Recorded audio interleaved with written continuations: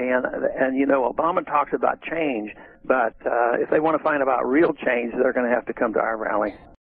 We need less of everything. And that's where a guy like Ron Paul is on the fucking money, man. That bad motherfucker. I love that guy. Oh, he's the best. Because the way he talks is the way, what in my mind is America. What my mind is, there's an ideal. He believes in personal freedom and responsibility and allowing people to make their own choices. And makes the call on what is really going on and why we're invested in all these different parts of the world and what we're really doing. He's honest about it, and he's saying, this is not what America should be all about. And he says that all the time. This is not what this Constitution was supposed to mean. This is not what our founding fathers wanted. This is this is supposed to be the best example possible of what you can do with a society. This is 2011. We've learned from the Greeks. We've learned from the Romans. We learned from everybody. We've got it down. But we don't. We don't. And we don't. And it's transparent how we don't. It's all there.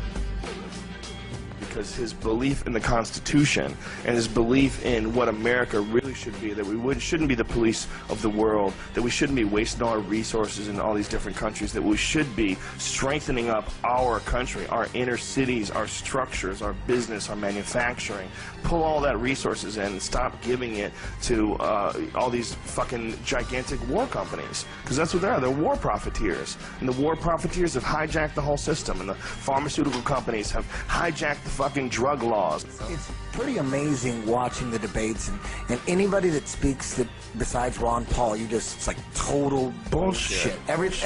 Everybody, just nothing but bullshit. And then Ron Paul, that's like a real dude who's breaking it down. You know, honestly, he you know, his whole drug policy, that takes big balls to come out like that with his drug policy. You know what I mean? Why do you think the media is ignoring him? Because he's not media-centric. He doesn't do anything that all these giant corporations want. Everything that he says is like utopia, you know, dream state where the military-industrial complex doesn't really have control over Congress and the politicians and everyone at the top of the heap. But they really do. They really do. I think he's the only guy that's saying, listen, we need a radical restructuring of our government. And he's absolutely correct. And he is what a real conservative is supposed to be. I mean, he's a real conservative, a fiscal conservative, a social conservative, but he wants people to be able to do whatever they want. He believes in states' rights. He believes that the federal government is completely out of control, that it's too big. He believes that, you know, we have to get rid of the IRS. It's a flawed institution. He believes we have to get rid of the Federal Reserve. He believes all these things that totally make sense. And when he says these things on TV, they laugh and they make it like it's a joke. Like, even though we know that the system is completely unfixable. I mean, if you look at the way it is now, just it's a honeycomb of corruption and just bureaucratic BS and red tape, and it's just, God, it's a business. The government is a business, and we need, and the way this world is structured, it's almost like we need that business to keep running in this ridiculous manner in order to keep people working. And that's all stuff that Ron Paul, you know, what he stands against. And any rational, reasonable person who would listen to Ron Paul talk goes, well, here's a guy who obviously understands the system, was calling the economic collapse way in advance. 30 years ago. There's a big move for Ron Paul right now, man. He's moving. With this Occupy Wall Street thing, Ron Paul is fucking exploding. Ron Paul is neck and neck with Newt Gingrich right now in the Iowa poll. Right. That is unprecedented. People, they're not expecting this. Did you hear all these other guys are falling apart? That's the crazy thing about these dummy Republicans. All of them, slowly but surely, are showing that they're morons. The frightening thing to a lot of people about it is the sheer change that a Ron Paul would bring about. And, you know, a real change like that is absolutely terrifying to people, even though they know that the situation right now is completely fucked up, completely unfair, the Congress is bought, everything's stolen, it's a total wreck. They're terrified of change.